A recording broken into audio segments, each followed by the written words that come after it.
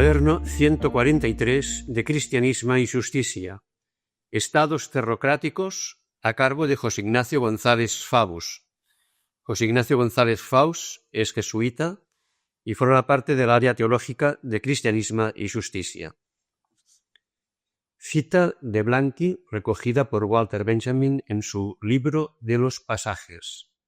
Siempre y en todas partes en el campo terrestre el mismo drama, el mismo decorado, sobre la misma escena estrecha, una humanidad ruinosa, infatuada de su grandeza, creyéndose el universo y viviendo en su prisión como en una inmensidad, para zozobrar enseguida, junto con el globo que llevó en el más profundo desorden, el fardo de su orgullo.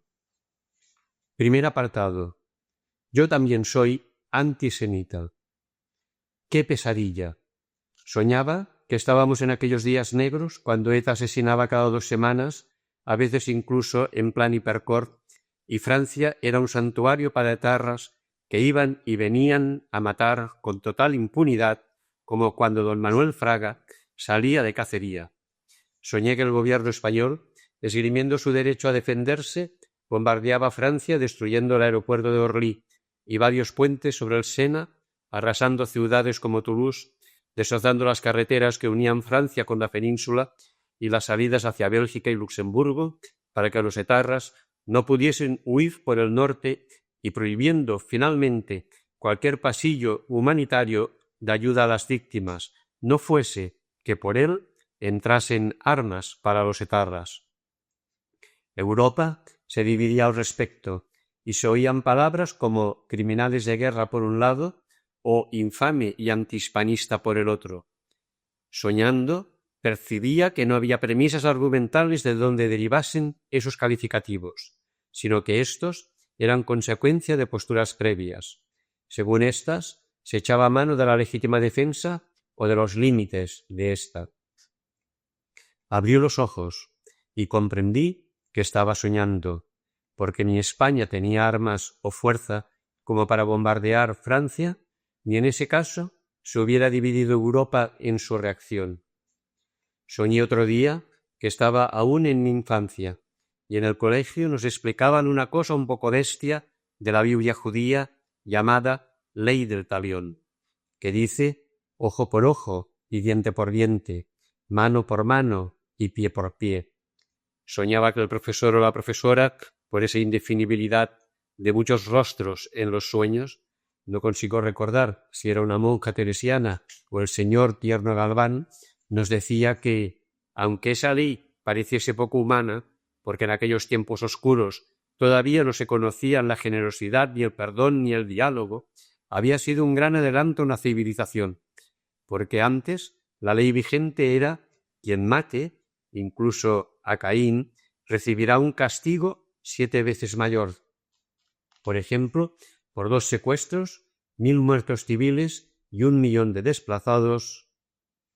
Desperté recordando la dura frase del judío Walter Benjamin sobre nuestro progreso como vuelta a la barbarie, y pensé que el judío Freud había escrito sobre la interpretación de los sueños. ¿Qué significaban todas esas incoherencias soñadas en estos días trágicos en los que se ven acusados de antisemitas quienes piensan no ya que los sueños son, como decía Calderón de la Barca, sino que los crímenes son? Y me puse a interpretar sueños. Pasado. Supongo que esa acusación de antisemita quiere decir en realidad anti-Israel, porque semitas lo son todos, palestinos y judíos. El uso del término antisemita es muy interesado. Busca ampararse en la fuerza evocadora del holocausto nazi que tiene la palabra antisemitismo. Pero si hablamos simplemente de anti-Israel, lo del antisemitismo se complica, porque lo extraño y lo más grande de este pueblo es que sus figuras más relevantes y más admirables le criticaron con más dureza que nadie. Miremos su historia. ¿Era antijudío el profeta Jeremías, acusado expresamente por su gobierno de pasarse a los enemigos de Israel? ¿Los caldeos? Se decía entonces.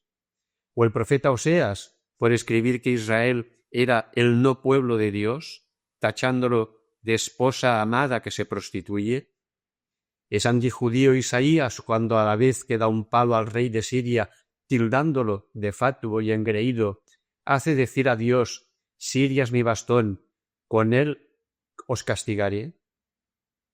El recordado Vázquez Montalbán escribió una vez que lo más sorprendente de este pueblo es que, al escribir su historia, en lugar de sacralizarla como han hecho todos los pueblos, la crónica que escribe implica su propia desacralización.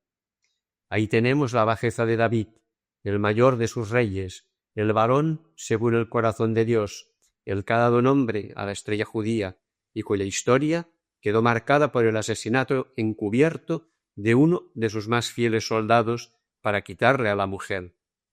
Y no está toda la historia de Israel marcada por la idea de un resto, solo un resto, que permanece fiel y redime a todo el pueblo apóstata. Por eso me permito seguir con las preguntas anteriores, acercándolas a hoy.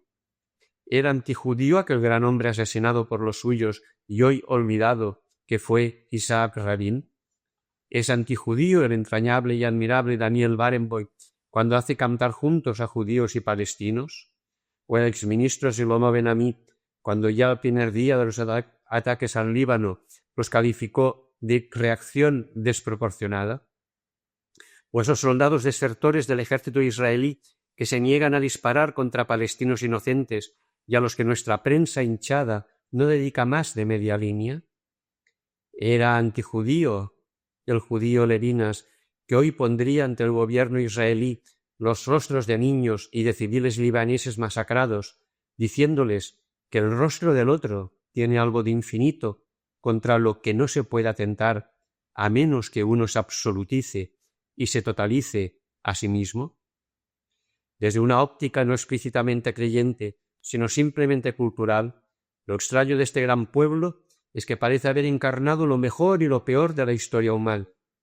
Judías son infinidad de personas asombrosas, como Simone Weil, Rosenzweig o Walter Benjamin. Judía es también la que sus profetas calificaron como dura cerviz, la desobediencia sistemática a resoluciones de la ONU desde 1967 sobre la retirada de los Altos del Golán, de tanto valor estratégico e hídrico, y de los demás territorios ocupados, o el incumplimiento de acuerdos como los de Oslo o Madrid. Israel solo ha cumplido una decisión de Naciones Unidas que fue la de retirarse del Líbano en 1983, y lo hizo porque estaba prácticamente derrotado. Un pueblo capaz de lo mejor y lo peor puede ser paradigma de toda la humanidad, pero debería sentirse más llamado que nadie a la responsabilidad, recordando que nació para ser luz de los pueblos, como le decían sus profetas. Pues ese deber de ser luz brota precisamente de la calificación que se da el pueblo judío, pueblo elegido. En la Biblia, la elección de Dios nunca es en beneficio del interesado, sino en beneficio de los demás. La llamada a ser luz de los pueblos la vincula Isaías a la noción de alianza, que es sinónimo de la elección. Así lo recordaron los profetas cuando la elección fue entendida de manera pagana, como privilegio y no como tarea. Esa falsa intelección acabó llevando hasta el destierro al pueblo que por elegido se creía invencible, y fue allí donde Israel purificó su fe, supo que los demás pueblos también eran criaturas de Dios y que podía aprender de ellos, a la vez que les aportaba una actitud fundamental ante la vida. Todavía hoy, la extrema derecha israelí sigue falsificando la noción bíblica de elección cuando la esgrime como argumento para sentirse únicos poseedores de la tierra. Y muchos creen que de Israel ha pasado ese error al imperio norteamericano con su obsesión por un destino manifiesto que lo justifica absolutamente todo, salvo la ejemplaridad. Si pensar así es ser antisemita, entonces también lo soy yo. Presente. ¿Por qué no es fiel el Israel de hoy? Una disculpa clara sería el miedo. Israel es un Estado perennemente amenazado y que tiene absoluto derecho a existir, aunque, como cualquier otro Estado, no tenga ningún derecho a maltratar, ni siquiera con la excusa de la defensa propia. Sería contraproducente a la larga que ese miedo le llevase a servilismos frente al imperio que le protege. Aquí repetiría Israel los errores de su historia bíblica, con Egipto o Asiria, pues ya ha sabido que el imperio está hoy deseando bombardear y arrasar a Irán, aunque no sepa cómo hacerlo tras la chapuza iraquí. Qué tentación entonces inducir al gobierno judío a provocaciones desmesuradas hasta conseguir que Irán entre en el conflicto y ataque a Israel, como está deseando hacer en su ceguera.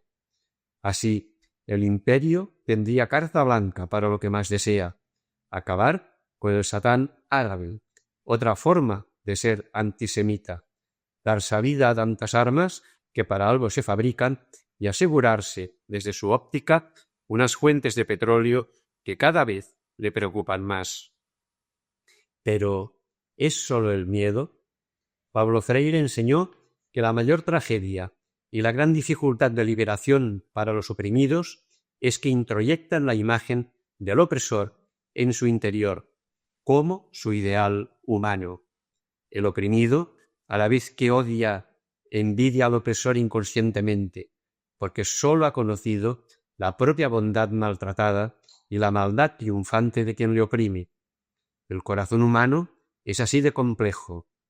Años antes de Freire, Walter Benjamin adivinó con llamativo sentido profético que la opresión del hombre sobre el hombre, típica del gran desarrollo industrial del siglo XIX, había acabado por dejar en todos nosotros la idea de la opresión de la naturaleza por el hombre como camino de progreso.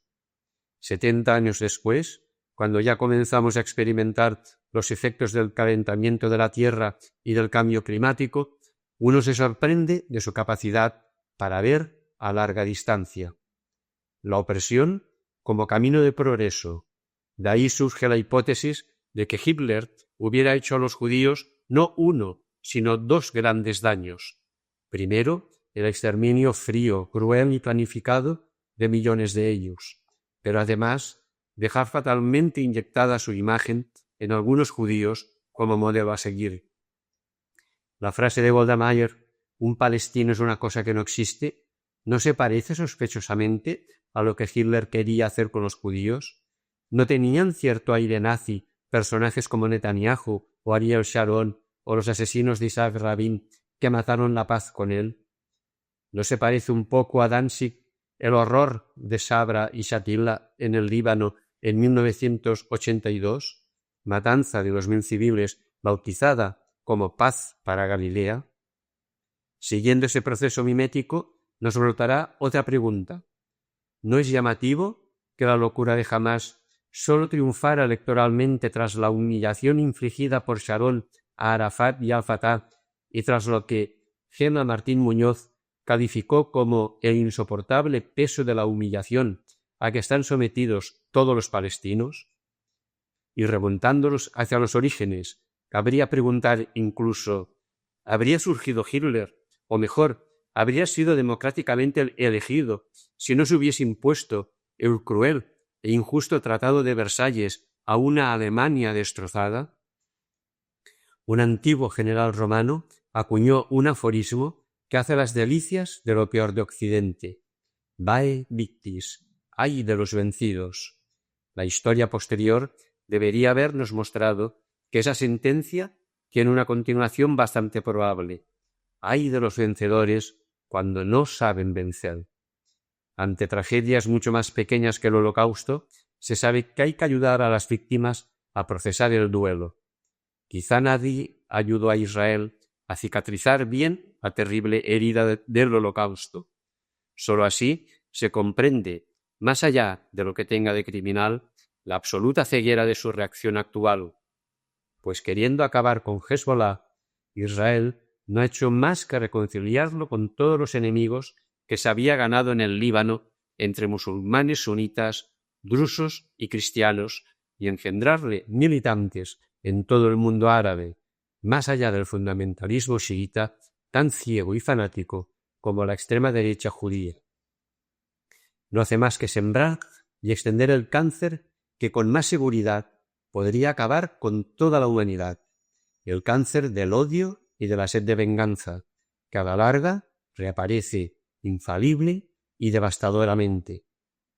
Si toda esta sospecha de hitlerización molesta a los actuales dirigentes de Israel, no tengo inconveniente en retirarla, pero entonces, por favor, y desde lo más hondo del judaísmo, pregúntense seriamente si Netanyahu, Sharon y Olmert no se parecen a dirigentes bíblicos como los reyes Joaquín y Sedecías.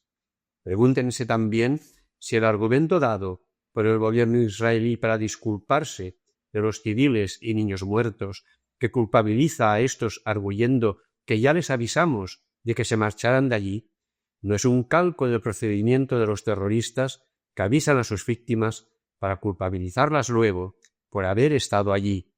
Si algo hemos podido aprender nosotros de la barbarie etarra en esa forma hipócrita de argumentar, y comprendan que la absoluta necesidad de no olvidar a Auschwitz, gran tentación de nuestro occidente consumista, tiene, entre otras finalidades, el que no vuelvan a repetirse holocaustos más pequeños, pero también crueles, ni por uno ni por otro lado.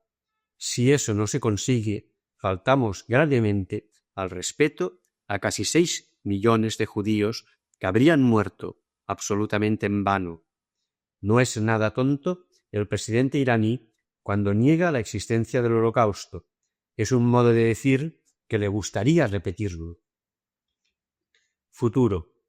No sé si quien me lee será creyente o no. En el primer caso, recordaré con él al judío Pablo, que tras haber dicho cosas quizá más duras que las aquí escritas, añade: de ellos son las promesas, y los dones de Dios no tienen vuelta atrás. Esto sigue en pie, y olvidarlo fue la causa de tanto y tan vergonzoso antisemitismo cristiano. Hablando simplemente a personas de buena voluntad, es preciso recordar que el cortoplacismo es la gran tentación de nuestra cultura de hipotecas, y el olvido de las facturas a largo plazo nuestro gran peligro. ¿Quién le hubiera dicho a Hitler, cuando parecía invencible, cómo iba a terminar? ¿Quién hubiera dicho a los autores del cambio climático y del calentamiento de la Tierra la carga que arrojaban sobre nosotros en el futuro? ¿Qué futuro puede estar sembrando Israel con su actual prepotencia desmesurada? Esto viene a cuento por la gran pregunta que suscita la crisis actual y que ya no es ¿dónde está Dios?, la pregunta usada tantas veces para dimitir de nuestras responsabilidades, sino ¿dónde está la comunidad internacional? La respuesta, tan irónica como cruel y típica de nuestros tiempos, es: no responde porque está reunida.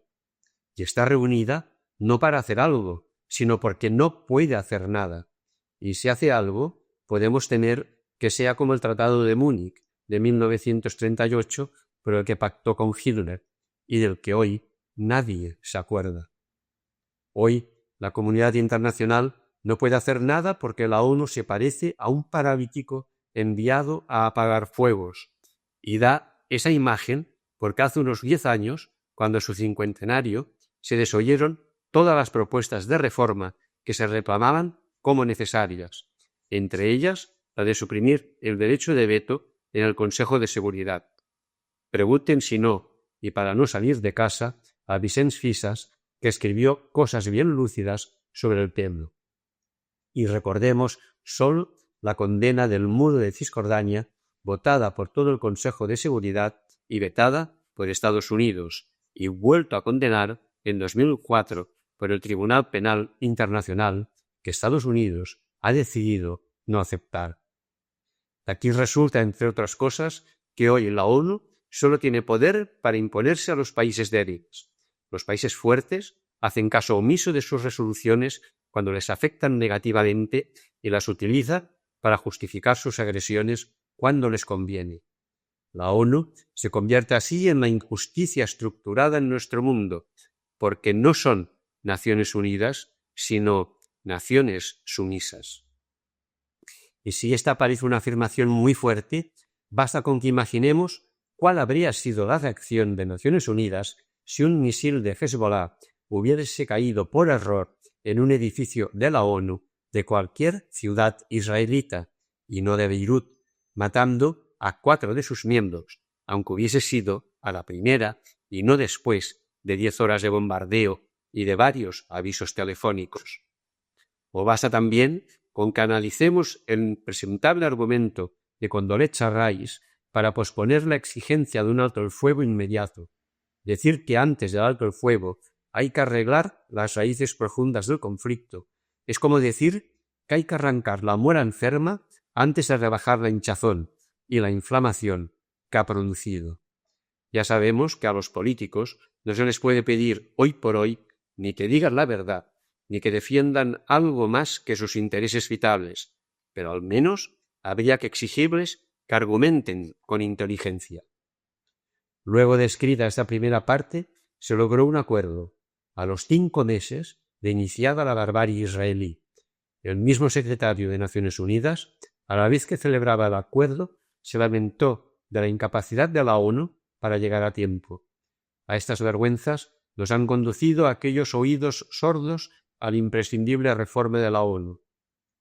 Si no aprendemos la lección, volverá otra tragedia a recordarnos que aquellos polvos traen estos lodos, y estos lodos serían que, mientras las llamadas cartas joánicas, sobre todo la segunda y tercera, identifican con naturalidad verdad y amor, quede en el inconsciente humano la identificación entre verdad y armamento.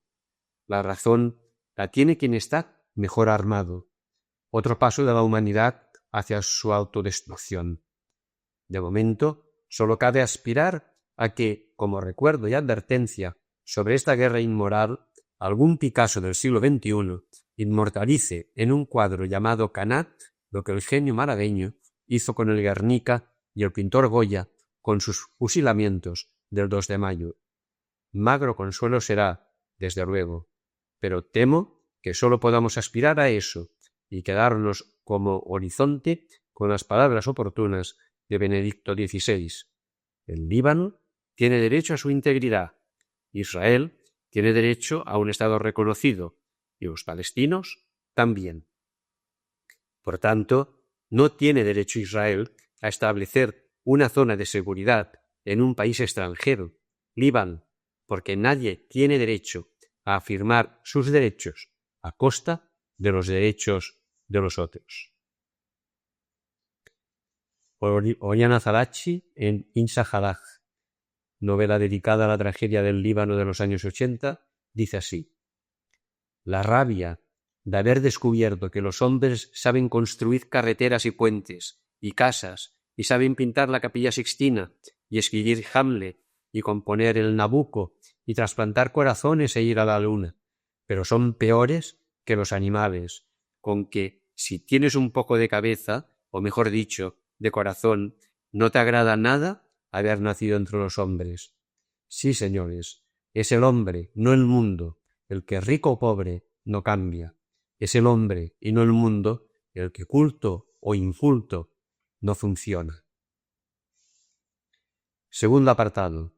El revés de la trama.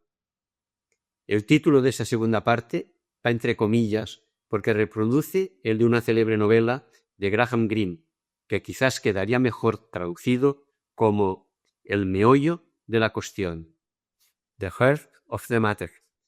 Temo que ese revés de la trama nos lo muestre la cita que va a seguir.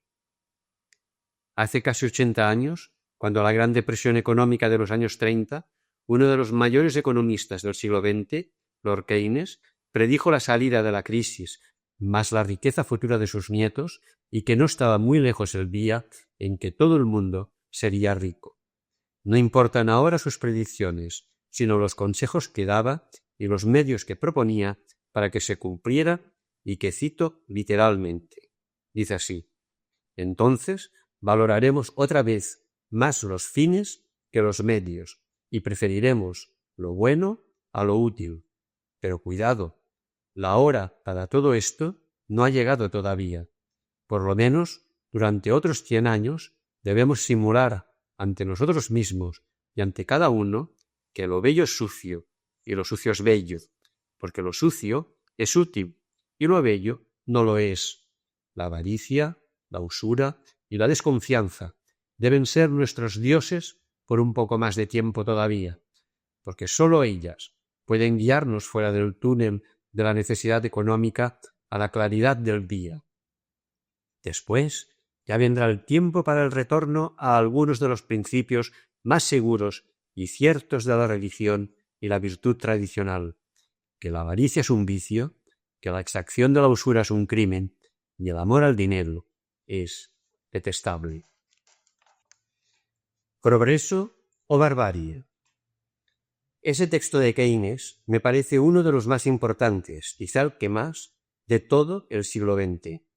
No lo cito como crítica al gran economista inglés, sino porque ahí él es víctima del gran pecado de nuestro progreso occidental, la creencia de que el fin justifica los medios.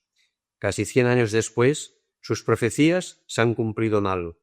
Los nietos de Keynes son más ricos de lo que él mismo pensara, pero el mundo resulta más pobre de lo que él hubiera imaginado, porque la riqueza de sus nietos se ha labrado a base de lo sucio, de la avaricia, la usura y la exacción.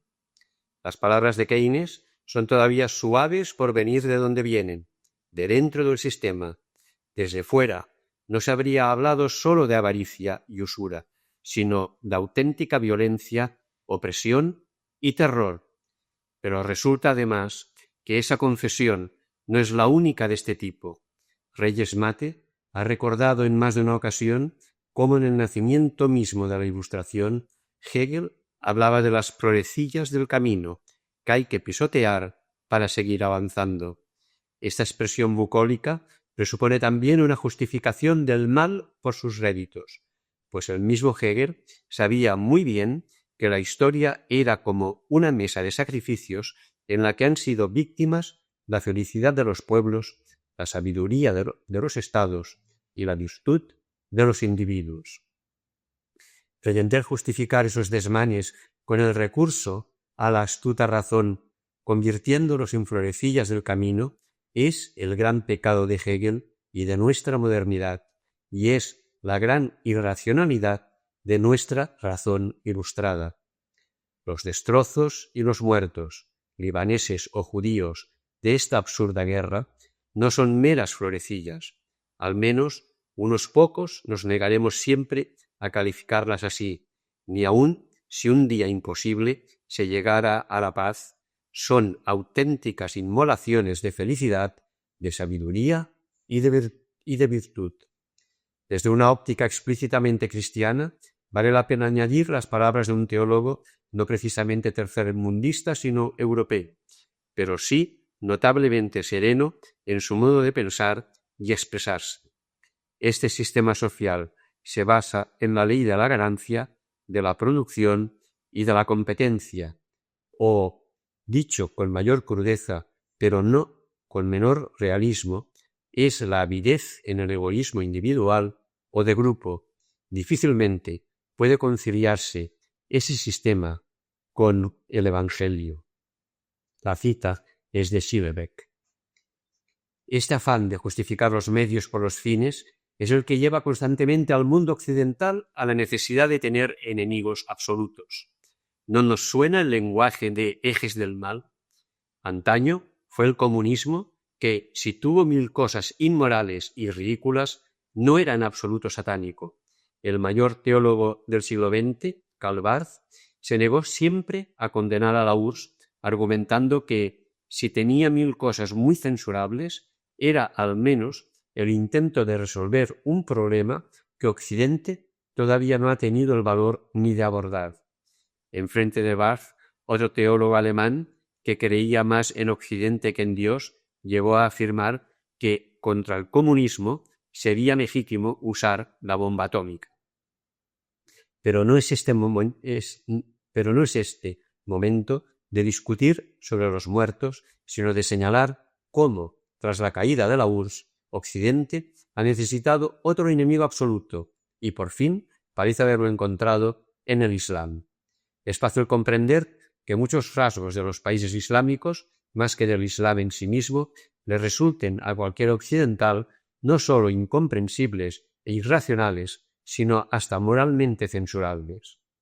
Pero a la vez deberíamos comprender que convertir en diabólicos a los países islámicos es el mejor camino para que acaben comportándose frente a nosotros como satanes. Ahí están los hechos recientes, y me temo que están ahí con tácita satisfacción de lo peor de Occidente, que ya tiene su enemigo absoluto contra el cual vale todo. Ahí están otros hechos también recientes. Aquí puede estar la parte de razón de Adorno cuando afirmaba que Auschwitz no era solo un accidente, sino una consecuencia lógica de nuestra civilización occidental, pues Auschwitz no habría sido posible sin la frialdad, que es el principio fundamental de la subjetividad burguesa, el acceso a la realidad a través de universales, que es la manera de denominarla, lleva a captarla mediante conceptos abstractos que prescinden de los individuos, que son en realidad lo único existente. Los escolásticos ya sabían que individuum es inefable, pero esto quería ser una forma de poner de relieve su importancia y las limitaciones de nuestra razón abstracta. No era un modo de reducir la individualidad a mero efecto colateral de los planteamientos universales. Frente a esta forma de razón que arrasa lo individual, resulta muy significativo el subtítulo que el citado Schumacher quiso dar a su libro, Economía en la que los hombres importan. Pero que los hombres importen supone una cierta puesta en cuestión del propio ego. Paradójicamente, la apocalíptica judía era no sólo más honesta, sino mucho más razonable, cuando buscaba fundar su optimismo, o al menos su esperanza, de otro modo. La historia está sometida al mal, y por ese camino no se realizará nunca como historia de Dios, sino como historia contra Dios, henchida de calamidades. La conclusión que parece brotar de Keynes y de Hegel es que nuestro progreso está hecho a base de terror y barbarie. Por eso, sus espectaculares logros inmediatos acaban acarreando catástrofes mayores a la larga. La tragedia de esta trayectoria occidental puede enmarcarse con dos obras de arte, una en sus orígenes y otra en su punto de arribo actual. En los albores de Grecia escribió Eurípides: «Oh hombres que erráis en tantas cosas, ¿por qué enseñar tantas artes? ¿Por qué inventarlo y descubrirlo todo, mientras existe algo que no conocéis ni poseéis todavía, y que es enseñar la rectitud a quien carece de ella?» En el punto de llegada estaría el impresionante cuadro Angelus Novus de Paul Klee, que tanto subyugaba a Walter Benjamin. El ángel que es arrastrado hacia adelante por un viento impetuoso que empuja sus alas abiertas mientras tiene vuelto el rostro hacia atrás y contempla con mirada de horror el pasado del que proviene. Llamar a las cosas por su nombre. De todo lo anterior parece brotar otra conclusión, y es que en el mundo hay dos terrorismos montados. Uno es más anónimo, menos visible por ser estructural, menos aparatoso porque tiene mucho más poder. Otro es el terrorismo de la desesperación y la ceguera, provocado por ese primer terrorismo invisible. La última suciedad de nuestro siglo, y ojalá fuera la última, está siendo llamar terrorismo solo al segundo e ignorar el primero. Así cabrán las mayores atrocidades contra ese único terrorismo en el que no entramos nosotros, pues serán, otra vez con Keynes, medios justificados por el fin. La vergüenza del Líbano, la cárcel de Guantánamo y las dobles medidas de Occidente para con Israel y los árabes lo ponen evidentemente de relieve. En la primera parte de este cuaderno ya vimos algunos ejemplos de ello, en decisiones de la ONU y en declaraciones de la actual secretaria de Estado norteamericana. La primera verdad a proclamar hoy es, por tanto, no sólo que todo terrorismo es deleznable, sino que hay, en realidad, dos terrorismos, uno de Estado o establecido y otro de grupos o individuos, más espectacular y más visible por desesperable, pero menos poderoso que el anterior y que acaba atizando un nuevo terrorismo estatal de respuesta. La gran batalla del momento, casi la única batalla posible, es una batalla de lenguaje.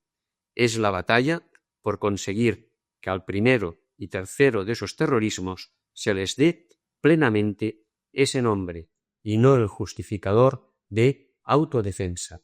Es decir, que, como al otro terrorismo, se le califique por sus medios y no por sus fines, que tengamos al menos la honradez de Keynes para llamar a las cosas por su nombre.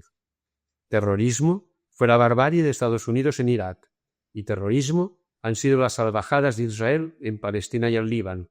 Y si un día llega a haber una mínima justicia en el mundo, merecerán el mismo juicio, los mismos criterios de medida y la misma sentencia que la locura de Hezbollah o Al-Qaeda. La prueba más rotunda de ello es que la comunidad internacional no ha logrado condenar la barbarie del terrorismo, porque no se puso de acuerdo sobre cuál era su definición.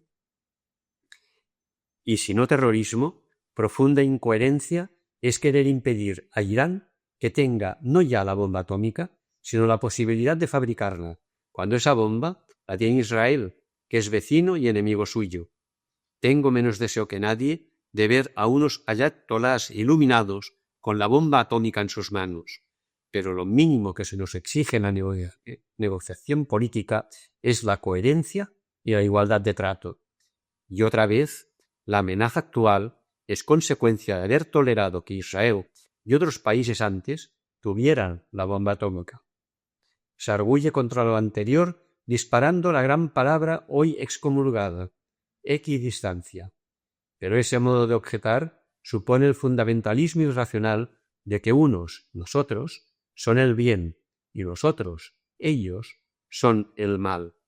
Naturalmente, entre bien y mal no puede haber equidistancia. El único problema de esta argumentación es que los de enfrente, ellos, también se consideran a sí mismos como seres del bien. Con ello, la que parecía ser gran conquista de Occidente y de nuestra modernidad, la sana visión laica de la sociedad, se viene abajo. En realidad, tras 2 siglos de proclamas laicas, siguen enfrentándose 2 confesionalismos. Uno cree ser religioso, el otro es el confesionalismo del poder y del dinero, no menos confesional, a pesar de que raras veces apele a Dios. A lo mejor, pues, no se trata de una cómoda equidistancia, sino de una necesaria imparcialidad. Breve conclusión. Si este es el revés de la trama vista en la primera parte, deberíamos conceder buena parte de verdad a la tesis benjaminiana de que nuestro progreso, del que tan contentos lo sentimos, está hecho de barbarie. Sólo la culpable ceguera occidental nos impide aceptar lo que también había anunciado Benjamin, que lo que nosotros llamamos hipócritamente estado de excepción es en realidad la regla para la gran mayoría de la humanidad. Y con la barbarie no se puede construir auténtico progreso, o se destruirán las semillas de auténtico avance que hubiera en nuestro progreso. Un progreso hecho con barbarie solo puede conducir, por utilizar una imagen ya antigua, no a que dejemos de ponernos unos a otros, sino a que plagamos con tenedores y cuchillos de placa. Y a lo mejor hasta dando la bendición antes de esa mesa antropófaga. Y con eso, la discusión del capítulo anterior en torno a la palabra antisemita se nos ha trasladado de Israel a Occidente. Puede que tuviera más razón de la que pensaba, aunque en otro sentido, el dirigente israelita que, tratando quizá de echar pelotas fuera o de buscar alianzas tácitas, dijo no hace mucho que el odio de los árabes contra Israel no es por su carácter judío, sino por su carácter occidental. El también judío Levinas le habría dado la razón, pero disintiendo en la explicación de ese odio, cuando acusaba a la ontología occidental como filosofía primera que no pone en cuestión al yo, de ser filosofía del poder y filosofía de la injusticia. Así, los grandes atractivos e indeclinables ideales de Occidente aparecen como podridos en su misma raíz, y ello da razón de la ambivalencia occidental, vencedor y verdugo, atractivo y repulsor, ejemplo y escándalo. La mayor razón para esa sospecha sobre Occidente es que de esta especie de pecado original son tan responsables las derechas como las izquierdas. También Benjamin, y tras sus huellas Reyes Mate, han puesto eso de relieve a propósito de Karl Marx, pero no interesa ahora detenernos aquí, sino insinuar en una tercera parte el camino de una conversión en el sentido bíblico del término, cambio de rumbo. Nietzsche en consideraciones intempestivas. La ciencia no ve en todas partes más que problemas de conocimiento, y en el dominio que ella se reserva, el sufrimiento aparece como algo insólito e incomprensible. Tercer apartado. Si oyeras su voz. Una de las páginas célebres de la historia de Israel es el salmo en que se invita a aclamar al Señor y a no endurecer el corazón si oímos su voz. La Iglesia Católica la ha tomado como abertura de su plegaria oficial, pero la llamada a no endurecer el corazón vale para todo el mundo. Con esa misma cita del Salmo tituló Josep Vives su tratado sobre el Dios cristiano. Era un modo de recordar que al conocimiento de Dios no se puede llegar por la vía objetivadora del saber apropiador occidental, sino por la vía respetuosa de la escucha atenta. El acceso a Dios no es cosa sólo de abrir bien los ojos, sino de abrir bien el corazón. Esto segundo puede no ser suficiente, pero es imprescindible. En mi opinión, no sólo el occidente cristiano, sino también la misma Iglesia han desoído muchas veces la voz del Señor, por ejemplo, al optar por una evangelización desde el poder y la fuerza y no desde la interpelación, como pedía San Francisco Javier tras su experiencia en el Japón. Benedicto XVI dio en Valencia una gran lección en este sentido, más allá de las ambigüedades, aún sin resolver, del modo de los viajes papales. Por eso, me permito cerrar rápidamente este artículo evocando una posible voz del Señor que, en mi opinión, viene clamando y venimos desoyendo desde hace un tiempo. La voz de Dios. Me refiero a la teología de la liberación. Más allá de si hoy está en crisis o si ha fracasado, la teología de la liberación podía haber supuesto la inversión, conversión, de ese camino equivocado que hemos descubierto en el occidente cristiano.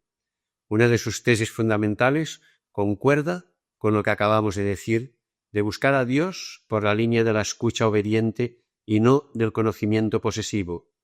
Esto significa que a Dios hay que buscarlo donde Él quiere ser buscado y no donde a nosotros nos gustaría encontrarle, en la línea, por tanto, de no endurecer el corazón. Lo que voy a decir vale sobre todo de la que cabría llamar segunda teología de la liberación, en la cual, y para expresarlo con dos títulos de Gustavo Gutiérrez, se da el paso de la fuerza histórica de los pobres a los pobres de Jesucristo, y por tanto a la fuerza teológica de los pobres. La Asamblea de Puebla dio ya ese paso en un texto famoso y que podría ser eco de esa voz del Señor que hoy no deberíamos desoír. Puebla describe los rostros sufrientes de Cristo que nos cuestiona e interpela, rostros de niños golpeados por la pobreza antes de nacer, niños vagos y muchas veces explotados de nuestras ciudades, rostros de jóvenes desorientados por no encontrar su lugar en la sociedad, frustrados por falta de oportunidades de capacitación y ocupación, rostros de indígenas, marginados y en situaciones inhumanas, rostros de campesinos relegados, privados de tierra, sometidos a sistemas de comercialización que los explotan, rostros de obreros mal retribuidos y con dificultades para organizarse y defender sus derechos, rostros de subempleados y desempleados, despedidos por las duras exigencias de crisis económicas y de modelos de desarrollo, rostros de marginados y hacinados, rostros de ancianos cada día más numerosos, marginados del progreso que prescinde de las personas que no producen. En este texto se insinúa además un tercer paso que, sin dejar en absoluto a los pobres, amplía su concepto al de víctimas. Pues el interés por los pobres no viene de ninguna ideología que los conciba como protagonistas de la revolución, sino que deriva de su carácter de víctimas que, como ya insinuó San Ireneo, están recapituladas todas en la gran víctima divina. Esa insinuación se explicita en el título de la segunda parte de la Cristología de John Sobrino, La fe en Jesucristo, ensayo desde las víctimas. La vigencia teológica de las víctimas. Personalmente, he pensado siempre que ese paso a la fuerza teológica de los pobres, por ser rostros de Jesucristo, es lo que más molestó en el inconsciente romano de la teología de la liberación, porque lo de la fuerza histórica de los pobres podía ser una ingenuidad desconocedora de la historia y de todo lo que Walter Benjamin había escrito sobre ella, e influida todavía por la falsa mitología occidental del progreso. Pero lo de la fuerza teológica de los pobres de Jesucristo ha de ser terriblemente incómodo para una curia romana que desde hace siglos parece querer situar su fuerza y a su Señor totalmente fuera de esa órbita. De fuentes romanas muy fiables hemos oído a algunos que el Santo Oficio, que cambió de nombre pero no de conductas, estaría preparando un documento en el que afirmará que no puede hacerse teología desde los pobres. Aunque a uno ya nada le sorprende, cuesta mucho creer ese tipo de rumores, por más que vengan de un estamento muy autorizado, pues una tal enseñanza contradiría la alegría de Jesús, porque Dios se revela a los pobres y no a los sabios. También porque entonces habría que citar ante el Santo Oficio al Papa Juan XXIII y a su lema, la Iglesia de los pobres. La teología es eclesiástica como la Iglesia es de Jesucristo. Y porque sólo se puede hacer teología cristiana desde Cristo y los pobres son privilegiadamente los vicarios de Cristo. El camino hacia el encuentro con Dios no estaría en el abajamiento del mismo Dios que el cristianismo confiesa, sino en aquella filosofía del poder de que hablaba Levinas. La norma del privilegio hermenéutico de los pobres, divulgada sobre todo por Schillebeck, no es una manía latinoamericana, sino que se ha difundido en nuestra Europa, y el temor es que sin ella se haga teología desde Platón y sus ideas, pero no desde el Evangelio. Si alguien perdió a su propio padre, hijo, hermano o esposo en la absurda confrontación del Líbano, entenderá lo que intento decir, pues para un seguidor de Jesús, cualquier ser humano maltratado es hermano, hijo, esposo o esposa propios. Hace más de 30 años me referí a esto mismo en mi primera confrontación con la teología de la liberación, en concreto con el libro clave de Miranda, Marx y la Biblia, publicado en México con censura eclesiástica. En la España de Franco estaba prohibida su venta y había que adquirirlo bajo mano. Ante el revuelo que levantó, con anécdotas como la de embadurnar la vivienda del cardenal de México por haberle dado el imprimatur, el provincial jesuita de México publicó una nota en la que, aceptando que tenía puntos discutibles, añadía que los sectores que se sientan ofendidos deben preguntarse si el escándalo no procede de lo difícil que se hace a los cristianos el llevar a la práctica las consecuencias necesarias de la justicia social. Pero ahora hay que dejar las anécdotas e ir a los contenidos y a la discusión que suscitaron. Con ello concluiremos este cuaderno. La historia, pero sin mitos de progreso. El autor del libro citado establecía, con enorme competencia exegética, tesis que luego han sido comunes en la teología de la liberación. El Dios bíblico se revela sobre todo contraponiéndose a la idolatría porque no es captable como tema neutro, sino como interpelación y llamada. Al Dios bíblico hay que buscarlo no donde a nosotros nos gustaría encontrarlo, si donde Él nos espera, en el clamor del pobre y del débil que piden justicia. El amor, que no es sentido agudo de justicia y auténtico padecer con mi hermano, ese amor lo trasciende, se complace en sí mismo y en sí mismo se queda, aunque lo niegue con palabras. En el Antiguo Testamento, Dios interviene en la historia por causa de la justicia y se define desde ella. El Nuevo Testamento es la revelación de la justicia de Dios contra los hombres que oprimen la verdad con la injusticia. El pecado tiene para Pablo un reconocido carácter supraindividual, amartía frente a las simples transgresiones individuales o paraptómata, porque puede encarnarse en las estructuras de la convivencia. La novedad del Segundo Testamento frente al primero, derivada de la muerte y resurrección de Jesús, radica en que el camino para realizar esa justicia no es la ley, sino la fe. Pero desde aquí concluía Miranda con una definición de la fe que lastraba toda su obra. La fe es creer que nuestro mundo tiene remedio porque Dios interviene en la historia, en el hecho histórico llamado Jesucristo. Esta definición olvidaba que el hecho llamado Jesucristo termina históricamente en la cruz y en la llamada a cargar con esa cruz, que no es una llamada interina hasta que haya llegado el remedio de nuestro mundo. Olvidaba así el respeto de Dios a la libertad humana, que es la que debería poner remedio a nuestro mundo, pero que no parece dispuesta a hacerlo, como vimos en las partes anteriores. Mi respuesta de antaño se resumía en tesis como las siguientes. La historia no tiene un final feliz, un eschaton, dentro de ella. Por eso es probable que la justicia no se realice nunca en la tierra, pero la fe cree en la justicia aunque sabe que nuestro mundo quizás no tiene remedio, y cree que tiene un sentido luchar para remediar al mundo, porque Dios intervino en la historia, en la vida entregada, la cruz y la resurrección de Jesucristo. Precisamente esa profunda experiencia de sentido que es la fe libera a la lucha por la justicia de ser una mera reducción ética y la convierte en vivencia mística o experiencia del Dios de Jesús. Recuerdo haberme servido entonces del ejemplo de un matrimonio amigo, a quien había nacido un hijo ciego. Tras el veredicto definitivo de que el niño no tenía remedio, la vida de los padres cambió y se convirtió en una lucha para que la enfermedad del hijo tuviera al menos remiendos, para utilizar un juego de palabras querido a Monseñor Romero.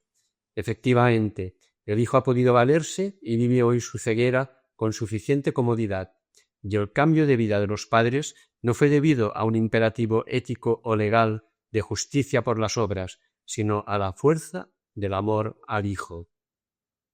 No puedo ya alargarme más, pero creo que es fácil percibir cómo en esa parábola del cambio de vida de aquellos padres se encierra lo que antes he calificado como voz de Dios al occidente mal llamado cristiano, para que no endurezcamos el corazón y aceptemos esa fuerza teológica de los pobres de Jesucristo y de todas las víctimas de la historia.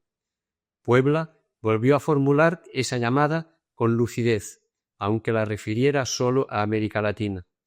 No se puede hoy amar de veras al hermano y por lo tanto a Dios sin comprometerse a nivel personal y en muchos casos incluso a nivel de estructuras con el servicio y promoción de los grupos humanos y estratos sociales más desposeídos y humillados, con todas las consecuencias que se sigue. Y puede ser bueno añadir que el tema de la asamblea era la evangelización en el presente y futuro de América Latina. Solo desde aquí corregiría Occidente su pecado estructurante, que es esa fe en que, cuando se trata del progreso material, el fin justifica todos los medios. Y solo desde aquí podría el mundo encontrar esa paz de la que la Iglesia reza que el mundo no puede darla. E Isaías explica que es la paz que brota de la justicia. Desde aquí se corrige además el reduccionismo individual que hizo Lutero en su doctrina de la justificación de la frase de Habacuc asumida por Pablo. El justo vivirá por la fe. El contexto muestra que tanto la palabra justo como la palabra fe tienen un sentido que incluye también la que hoy llamaríamos justicia social. Pues la frase es la respuesta que recibe el profeta cuando está quejándose a Dios, que no puede sufrir la iniquidad y, sin embargo, se calla cuando el impío está tragándose al justo, actúa corrompiendo el derecho y llena la tierra de rapiña y violencia. El nefasto refrán latino, si quieres la paz, prepara la guerra, si dispacem para bellum, se convertiría entonces en si dispacem para justicia, y quedaría desenmascarado el refrán y todos cuantos creen en él al ser reducido a su única verdad, si dis mortem para bellum. Si lo que quieres es la muerte, entonces prepara la guerra. De Primo Levi, Los hundidos y los salvados. Nos educaron en la obediencia absoluta, en la jerarquía, en el nacionalismo. Nos han atiborrado de eslóganes embriagados de ceremonias y manifestaciones. Nos han enseñado que lo único justo era lo que favorecía a nuestro pueblo y que la única verdad eran las palabras del jefe. ¿Qué queríais que hiciéramos? Primo Levi es autor judío sobreviviente de Auschwitz que se suicidó 40 años más tarde, según algunos, por no soportar la indiferencia europea frente al Holocausto, después de haber hecho la experiencia extrema del mal. En el texto citado está resumiendo la argumentación de Eichmann en su defensa cuando fue procesado en Jerusalén. Epílogo. Esperando a Godot. No sabemos cómo habrán evolucionado las cosas cuando aparezcan estas páginas. De momento, se ha conseguido un alto el fuego y la promesa de una fuerza de interposición de Naciones Unidas donde es de agradecer y de admirar el esfuerzo final de la Unión Europea. Bienvenidos sean, aunque hayan llegado tan tarde y hayan costado un precio desorbitado de 2.000 muertos entre unos y otros, casi 1 millón de desplazados y un país medio deshecho. En los días en que cierro estas páginas se comenta también la intervención de la respetable Amnistía Internacional acusando a Israel de presuntos crímenes de guerra en el Líbano y pidiendo a la comunidad internacional una seria investigación sobre este punto. Puede ser un alivio, pero ya sabemos que la reacción común ante las sospechas que levanta Amnistía Internacional es que solo tiene razón cuando se refieren a los otros. Si nos afectan a nosotros, Amnistía Internacional es sectaria o está mal informada. Otra vez, esa filosofía incapaz de poner en cuestión al yo. Pero el objetivo de estas reflexiones no era evidentemente solucionar la crisis del Líbano, sino contribuir a que no se repita este rosario de masacres con la colaboración de nuestra indiferencia, porque sumadas todas acaban casi por componer un nuevo holocausto.